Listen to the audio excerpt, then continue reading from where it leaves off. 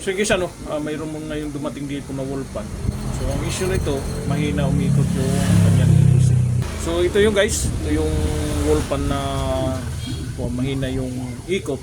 So yung tinister ko yung kuwan, sinubo itong capacitor niya, goods naman, so 1.8 naman siya. So guys, para klaro kayo kung buo pa yung capacitor niya o hindi.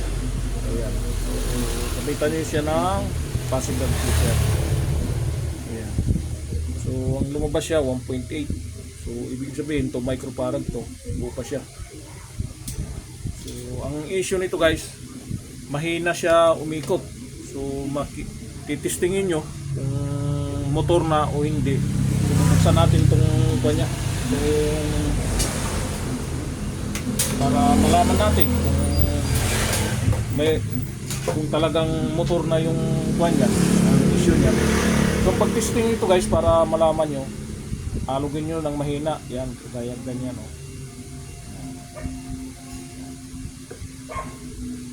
So palitan na siya ng busing. Naaalog na siya. So may clearance na yung kanyang busing. So hindi pa siya palitan yung motor. So goods pa yung motor na ito. Ayan.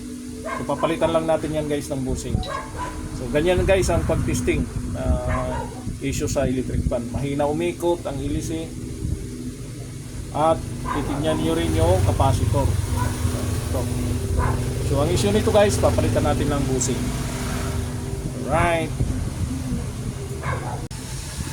So ito guys yung mga naging resulta natin na electric fan. So hindi pala busing ang issue talaga. Busing at saka yung ihi niya. So may na siya, may gatla na siya. Gawa ng nakain na siya dito sa itong kuwan niya, itong busing niya. So yan siya. So nagkaroon na siya ng lamat. So ang mangyayari nito guys, kaya yan humihina siya kasi maano siya dito sa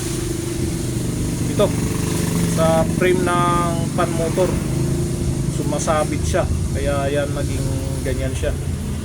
So ngayon ang nangyayari pag sumasabit siya dito, so magkakaroon siya ng shortage.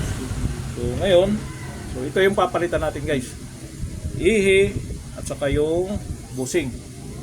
Papalit na rin tayo nitong so kung mapapansin nyo guys yung kanyang kanyang nakayod na bakal dito. Sinin nyo guys ang dumi dito, yan nakalagay yung lock na yan.